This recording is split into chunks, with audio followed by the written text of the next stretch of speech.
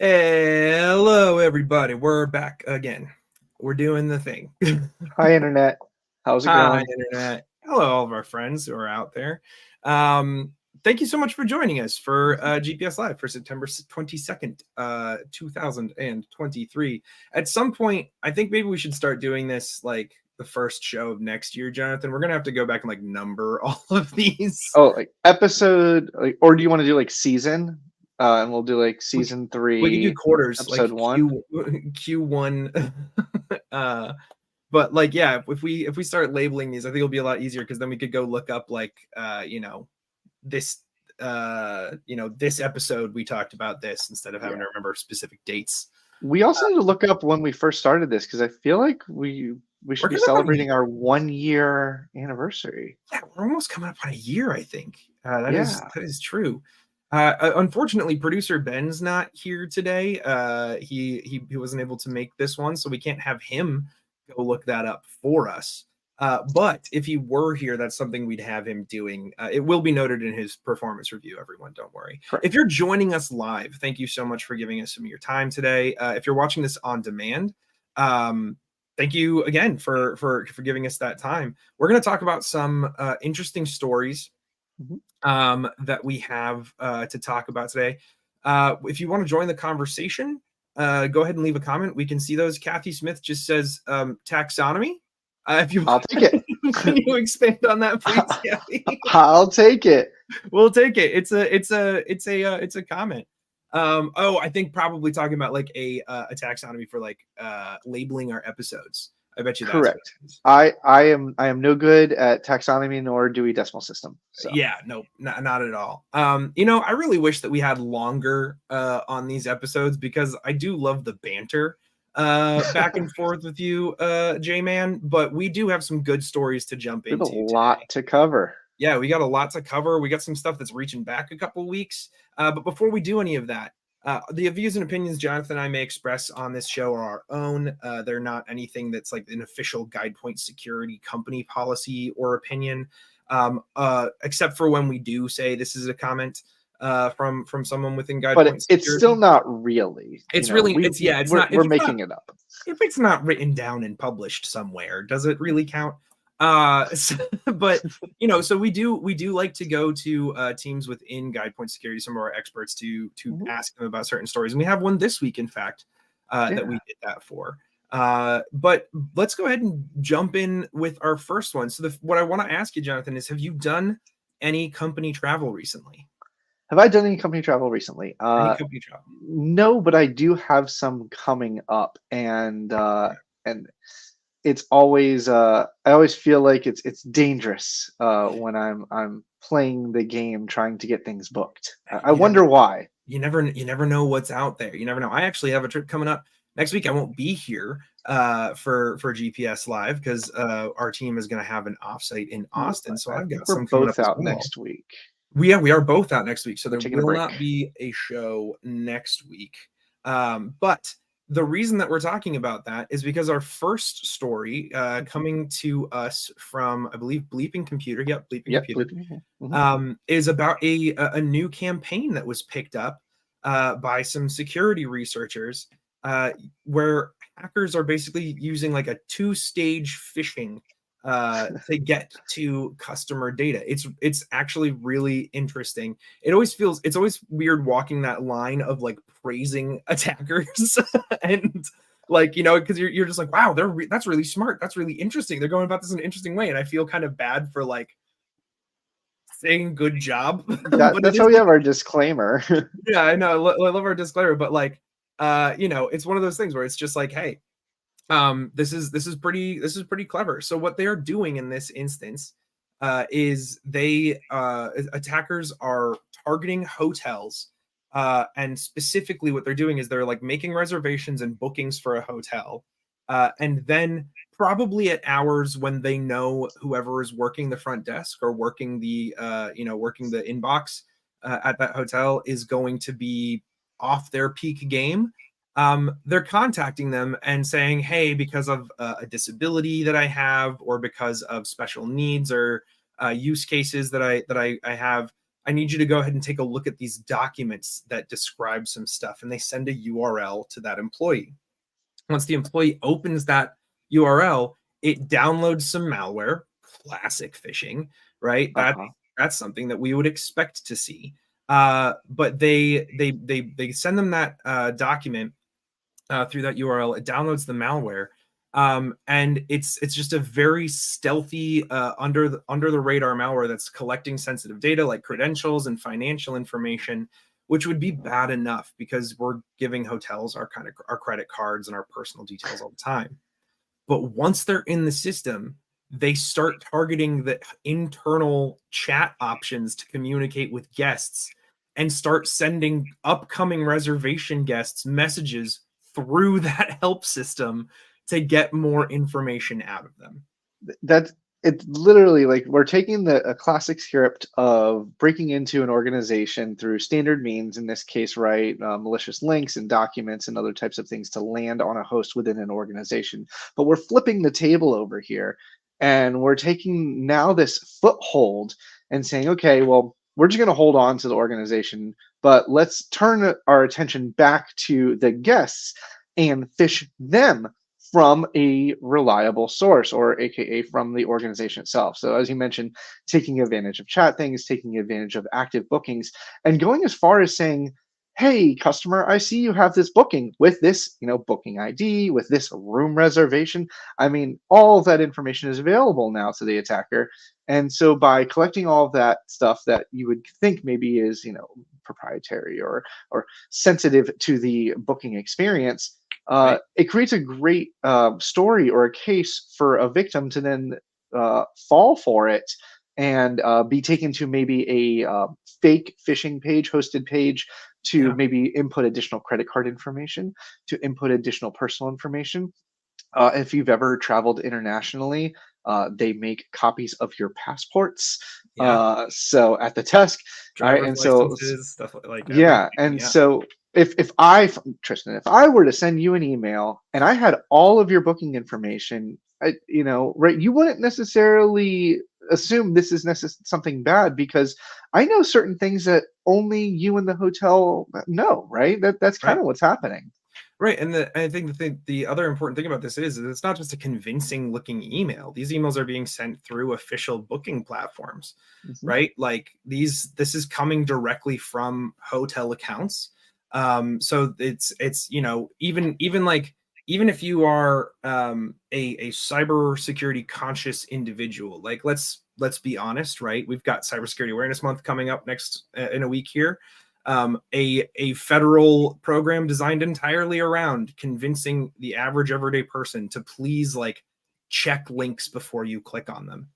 Almost every link in that email would look legitimate, right? They would Mhm. like the email address isn't going to be strange. It's probably going to have an official header for the hotel on it, all of that kind of stuff.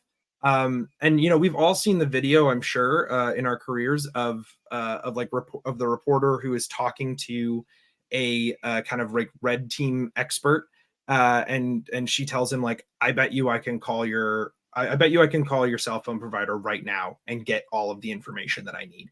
And she just puts on the video of the baby crying in the background and is like, "Oh, I'm so sorry. I'm sorry about the baby. Like my husband, he told me to do this for the account, but like I'm not sure how to do it." And they're like, "Oh, you're not registered." And she's like, "Oh, could you just add me, please?" And like she gets the password, she gets everything from Mhm. that, and that's just playing purely on stress, right? Add into that the fact, like if you're a traveler and you have a booking in a week for an important, like you're going to a wedding and they send you an email, you're already stressed out. You're getting something that says, hey, something's wrong with your reservation. If you don't go click it right now and fix it, like we're going to have to cancel your reservation. So you immediately are in stress, kind of fight or flight mode. That like functioning part of your brain that would fire off alarm bells, you're not going to tell the difference between the alarm bells and the fact that you're stressed out. And then it looks entirely legitimate. So these people are being redirected to these fake booking pages that are just they're just recreations, like line for line of code of the original booking page, and then putting their credit card information into there or any other identifying information. And that's just, to me, that's I like it's one of those things where I just kind of look at it. I'm like, wow, that's an impressive amount of uh, of effort and like frankly a clever way to trick someone's psyche. I don't know. Yeah. I'm going to throw this in here, but Brian, thank you. The human Ryan, is yeah, always the weakest link, and that is a good point to make. One of the things is, how do you address some of these challenges? For one, yeah, I mean, as an organization, it sucks being compromised, and you have to do some due diligence in that sense. But if we're in this case where the information is being used against other victims, but it's you're using so many points of data that it seems so real to begin with. This is where one of the things, I was just talking about this actually last night at a panel event, and it sounds crazy, but picking up the phone and calling, either the yeah, hotel directly, you go, uh, whatever your brand is, you go to their official website, you locate your hotel, and you call them and you say, I got this message regarding my reservation. I need to verify that we're not having an issue and I can still stay there. I mean, it sounds like, a lot of additional extra steps, like you said, you're under duress, and it's not necessarily the most convenient thing to do if you're stuck on a plane somewhere, whatever it may be. But taking a step back and now at least acknowledging and being aware that these types of tactics are active, are being employed, and are being used by different cyber criminals to steal your credit card information, steal their personal information. yeah, And so it just goes back to that classic. If you're getting emails from the billing department, it says, hey, I need you to transfer via ACH or wire $27,000, or else we're not going yeah. to get the widgets that we need to go into processing, and the boss is going to be real unhappy, right? You pick up the phone, you look in Oh, the official directory, and you call that individual. Did yeah, you send this? This is a critical change that's about to happen, yeah. and Hey, I that's just my apologize. advice on the situation. I want to apologize to anyone if you can hear they're doing road work directly outside my Don't hear house, a and of thing. course, cool, awesome. They're Yeah. jackhammering away, tearing up the whole road. I do also want to highlight Robert Delgado's comment here, also because talking about like steps that we need to take and things we need to think about as an organization, right? Wild. It goes to show how much messaging platforms are causing issues for companies, while so many of us are hyper focused on email, right? Messaging platforms, these, like whenever you go to a company's website, when you go somewhere and like the little chat bot pops up, or you get these like official messages from a company's Facebook or anything like that, these messaging Hmm. platforms are becoming a de facto method because I think it's actually really interesting. We have, for Cybersecurity Awareness Month, we're going to be writing some interesting blogs, some interesting stuff from some folks. And as a kind of a sneak preview, one of the guys we're going to be doing a blog with was talking about how he thinks large language models are going to kill email, because we just won't be able to tell anymore what's real and what's fake, and people will just inherently stop trusting email. Um, right, and so, but you have to look at that also, like people already don't trust or want to open emails, so they're moving to chatbots and trusting chatbots because they think they're interacting with a company directly. So employing these kinds of chatbots in your organization, you have to be thinking about also what experience is that for your customer. Are you employing a layer of trust there to ensure that they're not going to receive some kind of rogue communication from Yeah. someone if they're to infiltrate your network. But we've talked about I, this long enough. no, I Um, think I think this gives us a really good opportunity to segue into our next story. In fact, because of trusted tools. when we're dealing with baddies using some of the infrastructure that already exists within an organization to take advantage of their customers and clientele. Well, what happens when the baddies are doing something similar and taking advantage of the systems and software that are within your organization to spread their malware? Their And malware. this is In a quote, interestingly, not spread malware. yeah. Yeah, No, you're correct. Sorry about that. But this article coming to us from Dark Reading talks about one of the more common names that you'll hear from us, Lockbit, yeah, ransomware group, taking advantage of remote monitoring and management tools. I don't call it RMM. I still call it remote monitoring and management tool. But the idea here is, we've talked about the concept of lawbins, or living off the land, and identifying things that already exist rather than dropping additional tools that may be discovered or fire off some kind of antivirus alert. And so, looking at an organization and saying, you know what? Within your org, you use the following remote desktop tools and you use the following file transfer tools. I'm just going to piggyback on that So nobody knows any different, right? Is that what you're seeing out of this? Yeah, yeah, exactly. So what's happening here is there has been a shift that a lot of researchers have been observing away from malware as your initial intrusion vector, right, into an organization, right? Because it's noisy, it can be caught really easily. Hmm. So there's been a pivot towards like trying to find legitimate credentials and use those to log into environments and things like that, like finding all that ahead of time without the use of malware. But Hmm. what's specifically being called out in this story is the fact that Lockbit, one of the largest ransomware groups and most prolific, um, and also operating ransomware as a service. So you'll see a lot of different tactics as people employ them. But what's happening here is gaining that initial vector by doing some reconnaissance on an organization, finding out specifically what tools they already use that give IT access to machines. And then if they can't take over those tools themselves, like if they can't find legitimate credentials within that organization to use within that remote monitoring management tool, interestingly, what was called out in this article is that they targeted an MSP, and that MSP they knew had a very specific RMM tool in their environment. They couldn't get the credentials, so they just installed their own instance of the same tool in the environment, which is going to fly entirely under the radar, right? Yeah. Unless you're really really granularly monitoring that remote monitoring and management tool to be like, oh, why do we have our tool suddenly It's connected to literally this other it's location? Spider-Man pointing at Spider-Man Yeah, here. it's Spider-Man pointing at Spider-Man, and the only difference between the two Spider-Men is that one of them is getting commands from an internal server and one is getting commands from an external server. But when you work in a completely the diaspora of COVID, right, when we all started working from home, of course these computers are getting commands from random servers. Like that stuff's gonna come from everywhere. So they're Yeah. using these good internal tools to navigate around, fly entirely under the radar. It's almost impossible to find unless you're kind of, I guess, doing that after action, right? You're breaking down in the incident response and investigation phase, like what actually happened here. Then you'll find, oh, it was this RMM that installed or that started running the ransomware in the environment. Yeah, there's a number of different ways that things are still happening here. For instance, if you are running some kind of internal, monitoring and management tool, if at any point it is exposed to the internet, that right there is an attack target, Yeah, just as much as having something like RDP exposed. In fact, the article goes on to say, they might brute force a couple of attempts and see if we can figure something out. But then you can also probably just go on some kind of dark web market and say, hey, is anybody selling creds to this organization from a recent breach, or anybody already have a foothold that they're willing to sell me?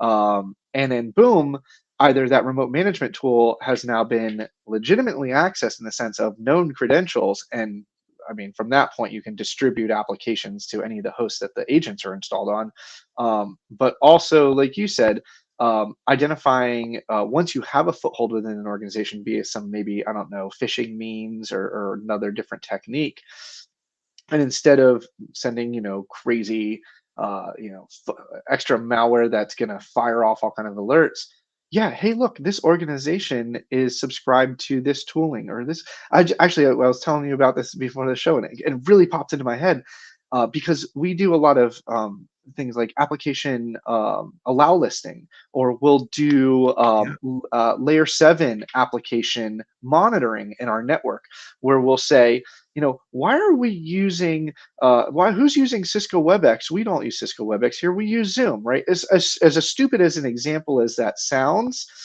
these platforms allow file transfer. This kind of yeah, harpens on the whole thing of like using MMORPGs, like in gaming environments, to do stealth communication and CNC control, because it's either out of band or it's already an accepted or usable application within your environment. So yeah, firing up a Zoom client on a host and then connecting to that Zoom client and allowing remote desktop and file transfer, uh, and because the organization uses Zoom over any of the other communication tools at the time. Like from a network perspective, you can't see a thing. From application allow listing, you can't see a thing. I mean, it's that Yeah. it's completely bypassing some of the security controls that we are already preaching today. Yeah. It's Extremely tough stuff. yeah, it's going to be a very hard it's going to be a very hard thing to try and crack down on, right? It's making it almost to the point that like until that ransomware actually drops, you're kind of flying blind. So I mean, you know, I'm going to talk to Guidepoint Research and Intelligence Team, great, about this a little bit more, some off-band conversation. And see what their thoughts are. But like my initial thoughts are like we're going to have to develop a lot of really in-depth monitoring kind of rules and like policies around the specifics of like where connections can come from if it's talking to any instance of the tool that we use in our environment, right? And really breaking that down. But again, we've been talking about this one enough. But we are talking here about some critical tools in your environment, which is Oh going to yeah, lead us to critical infrastructure. Now, this one I did actually talk to Grit about before we started the show. yeah. FBI and CISA have sent out a warning bulletin to critical infrastructure organizations about a new ransomware, or not, probably not new, I shouldn't say new, but a 2018. ransomware group um, Yeah.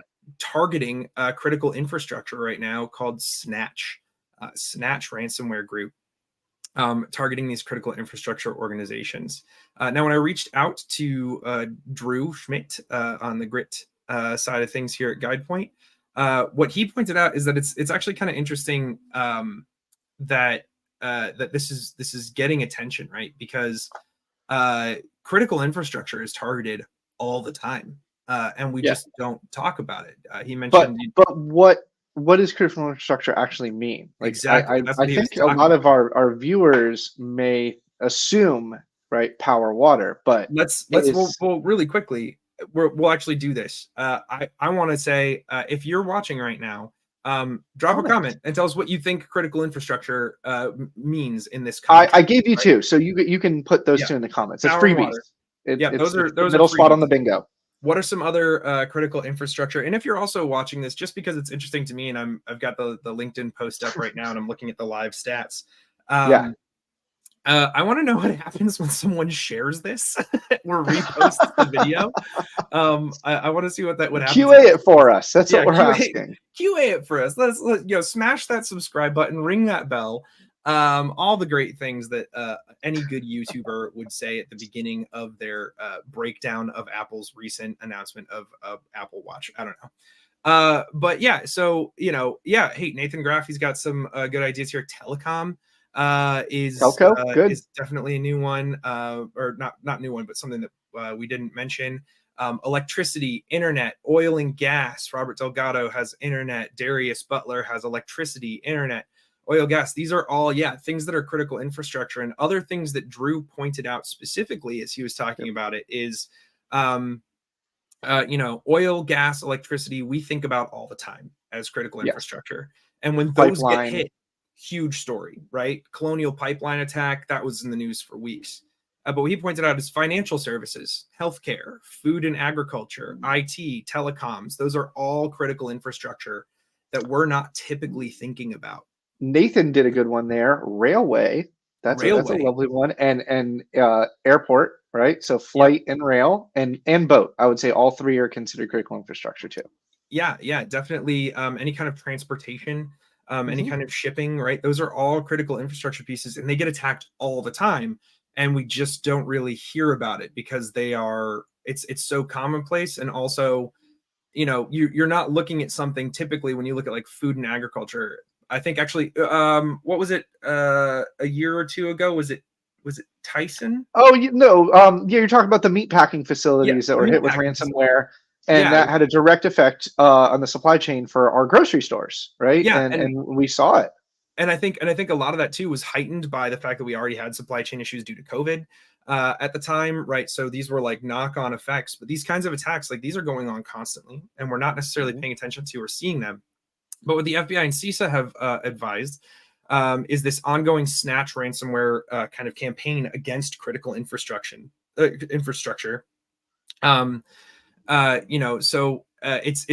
What they're doing is they are a double extortion group, which Grit talks about a lot in the Grit ransomware reports. We're going to have a new one coming out in about 2 weeks here, so keep an eye out for that. The double extortion campaigns that they're running. So not only are they encrypting files on these machines, but they're also then stealing that data and then posting on a leak site saying, "Hey, we've got your data," but then threatening to leak all of that data publicly if they don't pay up, which is pretty nefarious. And actually, something that I just talked to them about yesterday. You'll see more about it during Cybersecurity Awareness Month, trends that we might be seeing and where that could be heading. But they've also been noticed, it's been seen that they are purchasing data that has been stolen by other hacking groups so that they can have an even larger treasure trove of information to threaten to leak to the public. They spend up to about 3 months on victims' networks looking for that valuable data that they can exfiltrate. Then, and this is something that you latched onto as well, Jonathan. So I'll go ahead and let you talk about this. But what is it that they're doing in order to run their ransomware? Yeah, so from a technical perspective, right, Snatch ransomware is not just like you said, sitting dormant for up to 3 months from a surveillance and collection perspective, but then they're doing a lot of things that you may expect from ransomware, but then some interesting stuff too. So starting from stuff you may expect, attempting to disable security tools, modifying registry keys, enumerating file systems, looking at particular processes, and even handling parent-child process execution and other different things within the execution processes, and maybe even creating their own. But also, finally, deleting those volume shadow copies, which definitely makes everybody really upset when you don't have something to roll back to. But here's the kicker that stood out to me was this particular ransomware has been seen rebooting systems into safe mode. And if anybody's ever, if you do you remember safe mode? Because it's kind of hard to get to these days with Windows 10. But safe mode doesn't have all of the same startup processes that a regular booting environment would do. Therefore, oftentimes you can bypass, or what they say, circumvent endpoint detection solutions by rebooting into safe mode and then performing the encryption on the file. So safe mode with networking, in case for all those IT heads out there. And that right there stood out to me as something where I said, man, that sucks. Because that takes it to a whole nother level, and being able to kind of bypass some of the basic stuff without throwing any red flags. Thanks for giving me a chance. I love jumping into some of the technical stuff. Yeah, I thought it was really interesting to break down kind of how they're doing it. Since November 2021, some victims have reported receiving a spoofed call from an unknown female who claimed association with Snatch and then directed them to the group's extortion site. FBI and CISA were explaining. They instruct victims to engage over email or using the TOX platform, TOX. Something else of note is that in some cases, a different ransomware family was employed, but it was still extortion from Snatch.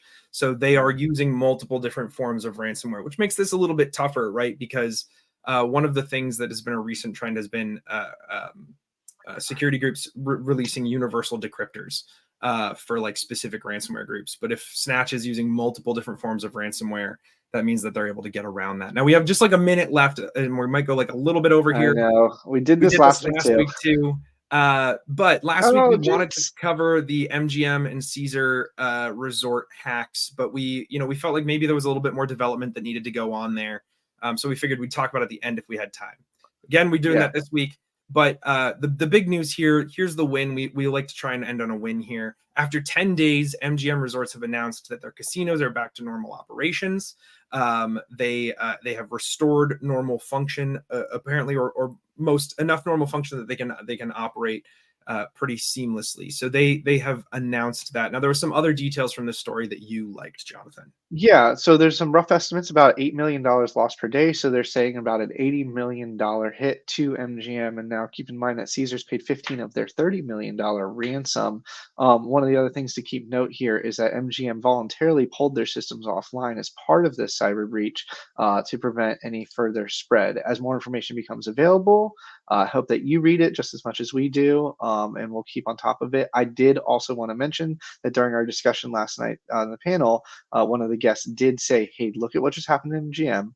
We need to consider how this kind of scenario would affect our business too, and what Yeah. would we do to handle it." So something good has come out of it in the sense that it gets people thinking, and it gets people Yeah. thinking in the right direction. Especially when it comes to something like a casino, which have been typically have a reputation for ironclad security and defenses, right? Yeah. And they have to. So for if it can happen to something like MGM or Caesars, right, it can definitely happen to your organization. How are you going to be thinking about that? How are you going to be moving forward? If you want more thoughts on stuff like that, we've got the upcoming Cybersecurity Awareness Month. We are not doing the typical Cybersecurity Awareness Month themes. We've come up with our own, which is a journey What beyond the horizon. we're not doing. You should change your password. Change your password. Make sure that links and emails are fine. Update the software on your computer. No, we're not doing that. So what we came up with is a journey beyond the horizon, as the title of it. We have sat down with a bunch of experts to talk to them about what things they have been monitoring over the last year in cybersecurity. What are changes? What are technologies that have been released? What are new tactics that they're seeing? And then we decided to just black mirror it. And so we've written some like 1-page short stories about like what would happen if this tech went to the absolute extreme, or if this problem were never solved in 100 years, where would we be? We're writing those stories and then following it up with their actual expert takes on like, yep, that's ridiculous, but what's the next 1 to 5 years look like? What do we actually think is going to happen, and what can you be doing right now? Jonathan and I, over the month of October, are going to be interviewing here on the show. We're not going to be covering our typical news stuff. We're going to be talking to those experts and to those folks just about like what they think we should be paying attention to. So be tuning in for that. We're going to put up those posts early so you guys can subscribe to them and get alerts when they go live. And if you've enjoyed the show, please repost it, share it to your own page, let other people know. We love the engagement that we're getting from you guys. We love the comments that we're seeing. We want to see this grow a lot more, obviously, so that we can have more conversation with y'all. So until not next week, until October, Yeah. I have been and will continue to be Tristan Morris. And I am Jonathan Singer. And for the week of September 22nd, 2023, this has been GPS GPS Live. Live. And we will catch you next time.